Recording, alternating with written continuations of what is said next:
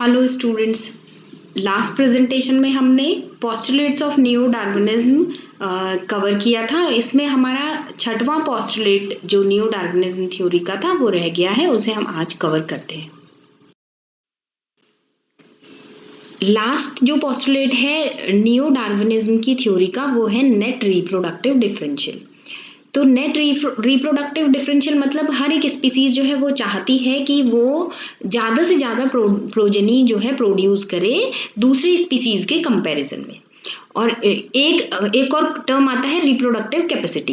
Reproductive capacity मतलब सारे के सारे ऑफस्प्रिंग जो एक इंडिविजुअल स्पीसीज के द्वारा प्रोड्यूस किए जा रहे हैं वो रिप्रोडक्टिव कैपेसिटी हो गई। वहीं रिप्रोडक्टिव डिफरेंशियल वो हुआ जिसमें एक स्पीसीज जितने भी ऑफस्प्रिंग प्रोड्यूस कर रही है उसमें से कितने सर्वाइव कर रहे हैं, ग्रो कर रहे हैं और नेक्स्ट जनरेशन को प्रोड्यूस करने में सक्षम है, वो हुआ रिप्रोडक्टिव डिफरेंशियल।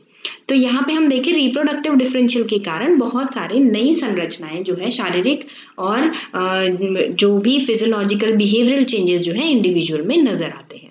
तो यहाँ पे हम एक एक्सपेरिमेंट से समझते हैं। डाइस का एक एक्सपेरिमेंट था जिसमें उन्होंने वाइट और ब्राउन कलर के माइसेस को एक बड़ी सी केज में रखा और इस केज में जो है सारी फैसिलिटीज थी, फूड था और कुछ रॉक्स थी यहाँ पे और कुछ बुशेस थी यहाँ पे। तो यहाँ पे क्या था, फिर उन्होंने कुछ टाइम बाद एक उल्लू का जोड़ा, एक आउल पेयर जो है उसमें केज में छोड़ दिया। तो अब व्हाइट कलर की माउस की अपनी पॉपुलेशन थी और ब्राउन कलर के माउस की अपनी पॉपुलेशन थी। अब हुआ क्या कि जैसे ही आउल आया तो वो शिकार करता है माइसेस का। तो ब्राउन कलर की माइसेस जो इजीली कैमोफ्लेज कर जाती है बुशेस में, जो रॉक्स हैं उनमें, क्योंकि वो उसके जैसी ही दिखाई देती है तो उनकी संख्या जो है बढ़ जाती है। और वहीं जो वाइट कलर की माइसेस जो हैं वो कैमोफ्लेज नहीं कर पाती हैं अपने नियर सराउंडिंग के साथ, तो इसलिए उनकी संख्या जो है घट जाती है। क्यों? क्योंकि आउल को इजीली पहचान में आते हैं वाइट कलर के माइसेस, तो वो उन्हें खा लेते हैं, जबकि ब्राउन कलर के माइसेस कैमोफ्लेज कर लेते हैं तो जो आउल हैं उन्हें पहचान नहीं पाते हैं तो उन्हें खा भी नहीं पाते हैं, जिसकी वजह से जो वाइट कलर की माइस है उनकी संख्या कम हो जाती है और ब्राउन कलर की माइसेस की संख्या बढ़ जाती है। तो this is the net reproductive differential phenomena of brown and white coloured mice. Evidences जो न्यू डार्विनिज्म की थ्योरी को सपोर्ट करते हैं, तो इसमें पहला एग्जाम्पल है इंडस्ट्रियल मेलानिक मॉथ का, जिसे बिस्टन बिट्यूलेरिया भी कहते हैं। तो इंग्लैंड में जो है एक मॉथ पाई जाती थी जिसे हम बिस्टन बिट्यूलेरिया कह रहे हैं और ये दो रंगों में पाई जाती थी, एक वाइट कलर की या ग्रे कलर की मॉथ, दूसरी ब्लैक कलर की मॉथ। तो हुआ क्या कि जब इंडस्ट्रियल रेवोल्यूशन नहीं हुआ था तो इंग्लैंड के जो ट्री थे उनमें एक लाइकन पाई जाती थी जो ग्रे कलर की बॉडी वाले मॉथ की तरह दिखती थी। और ये जो ये मॉथ जो है अपने आप को कैमोफ्लेज कर लेती थी, यानी कि जो लाइकन जैसी दिखाई देती थी, इसलिए जो प्रेडेटरी बर्ड्स हैं जो मॉथ को खाती थी वो इन वाइट कलर की या ग्रे कलर की बॉडी वाले मॉथ को खा नहीं पाती थी क्योंकि उन्हें देख ही नहीं पाती थी। वहीं ब्लैक कलर की बॉडी वाले मॉथ इजीली दिखाई देते थे तो उन्हें खा लेती थी। तो था क्या कि इंडस्ट्रियल रेवोल्यूशन से पहले जो वाइट या ग्रे कलर की बॉडी वाला मॉथ है उनकी संख्या बहुत ज्यादा थी और जो ब्लैक कलर की बॉडी वाले मॉथ है उनकी संख्या बहुत कम थी। लेकिन जैसे ही इंडस्ट्रियल रेवोल्यूशन हुआ तो जो पेड़ों के तनों में जो लाइकन्स लगी थी वो विलुप्त हो गई, वो गायब हो गई, क्योंकि जो फैक्ट्रीज थी उनसे धुआं निकलता रहा तो धुएं के कारण लाइकन्स जो है विलुप्त हो गई। वहीं अब लाइकन के विलुप्त होते ही वाइट या ग्रे कलर की बॉडी वाले मॉथ इजीली काले रंग के जो तने थे पेड़ों के उनमें नजर आने लगी, जिसके कारण उनकी संख्या घटने लगी। वहीं ब्लैक कलर की बॉडी वाला मॉथ वो काले रंग के तनों में इजीली कैमोफ्लेज कर जाता था, छुप जाता था, जिसकी वजह से उनकी संख्या बढ़ने लगी। तो this is an example of natural selection. जो अपने आप को कैमोफ्लेज कर पाया वो ही नेचर के द्वारा सेलेक्ट कर लिया गया और ग्रे कलर का मॉथ जो है यहाँ पे नेचुरल सिलेक्शन का एग्जाम्पल शो करता है। दूसरा जो एविडेंस सजेस्ट करता है या सपोर्ट करता है न्यू डार्विनिज्म की थ्योरी को वो है resistance in mosquitoes and house flies. जो मक्खी और मच्छर हैं, हम क्या करते हैं कि उनमें बहुत ज़्यादा छिड़काव करते हैं डीडीटी का, और डीडीटी के छिड़काव के कारण आपकी मॉस्किटो की जो 99% पॉपुलेशन है वो तो मर जाती है, लेकिन 1% पॉपुलेशन मॉस्किटो की बच जाती है, जो कि रेजिस्टेंट गेन कर लेती हैं उस डीडीटी के अगेंस्ट। अब क्या है कि जो बची हुई मॉस्किटो और हाउस फ्लाइज हैं वो म्यूटेंट रेजिस्टेंट स्ट्रेन्स कहलाएंगी। क्यों? क्योंकि अब ये म्यूटेशन अचीव कर लिया है बची हुई पॉपुलेशन ने डीडीटी के अगेंस्ट रेजिस्टेंस का। तो अब वो डीडीटी के छिड़काव से मरेंगी नहीं, बची रहेंगी, तो इसलिए वो रेजिस्टेंट बन गई है, म्यूटेंट रेजिस्टेंट बन जाती है।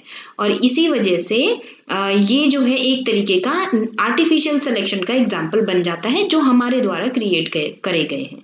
तो यहाँ पे वही पॉपुलेशन सर्वाइव कर रही है जो अपने आप को रेजिस्ट कर ले रही है एटमॉस्फेरिक कंडीशंस या एनवायरमेंटल कंडीशंस के अकॉर्डिंग।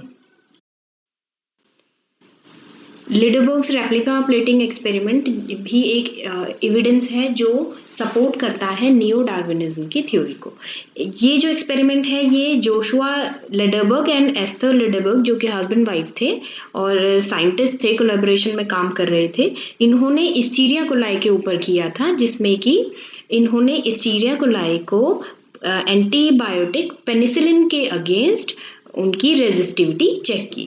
तो इन्होंने क्या किया कि एक मास्टर प्लेट बनाई जिसमें कि ई कोलाई जो है वो ग्रो करवाई, और फिर उस मास्टर प्लेट का रेप्लिका जो है वो बनाया। तो उसके जैसी रेप्लिका वेलवेट के एक क्लॉथ पे ले लिया उसका रेप्लिका मास्टर प्लेट का, और उस वेलवेट के क्लॉथ को फिर दूसरी जो नई स्लाइड्स थी उनके ऊपर एज सच इम्प्रिंट जो है उनका छापा जो है नई स्लाइड्स के ऊपर डालते हुए चले। तो ऐसे उन्होंने रेप्लिका प्लेट्स जो है बनाई। तो उन्होंने मीडियम जो सेलेक्ट किए, एक मीडियम वो था जिसमें पेनिसिलिन की रेजिस्टेंट थी, और एक मीडियम जो था वो नॉर्मल मीडियम था, नॉन सेलेक्टिव मीडियम था। तो देखा उन्होंने कि जब रेप्लिका प्लेट जो बनाई गई आपकी मास्टर प्लेट की, तो उसमें सिर्फ वही स्ट्रेन्स इस्चीरिया कोलाई बैक्टीरियम के जिंदा रहे जो रेजिस्टेंट थे पेनिसिलिन के अगेंस्ट। तो जिस मीडियम में पेनिसिलिन था उसमें सिर्फ वही बचे जिनमें रेजिस्टेंस गेन कर ली थी, जिन ई कोलाई ने रेजिस्टेंट गेन कर ली थी वही ई कोलाई बैक्टीरिया उसमें बचे रहे। बाकी जो रेजिस्टेंट गेन नहीं कर पाए थे ई कोलाई के बैक्टीरिया, वो पेनिसिलिन के इफेक्ट के कारण मर गए। वहीं दूसरी जो रेप्लिका प्लेट थी वो एज सच रेप्लिकेट होती चली गई जैसे कि मास्टर प्लेट थी। क्यों? क्योंकि उसमें हमने कोई भी पेनिसिलिन नहीं डाला था। तो यहाँ पे सिर्फ वही बैक्टीरियम बचते हैं जो अपने आप को चेंज कर लेते हैं, नेचुरली सिलेक्शन जिनमें हो जाता है। तो नेचुरली सेलेक्ट हो रहे हैं यानी कि वो ही स्ट्रेन्स बच पा रहे हैं जो अपने अंदर टॉलरेंस या रेजिस्टेंस गेन कर ले रहे हैं। तो this is also an evidence of natural selection.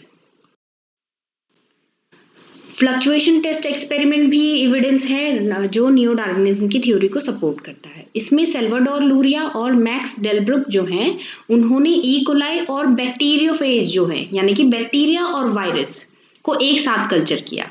तो ई कोलाई बैक्टीरिया को जब बैक्टीरियोफेज वायरस के साथ कल्चर किया जाता है तो बैक्टीरियोफेज, जिसका नाम ही बैक्टीरियोफेज है, वो बैक्टीरिया को खा लेता है।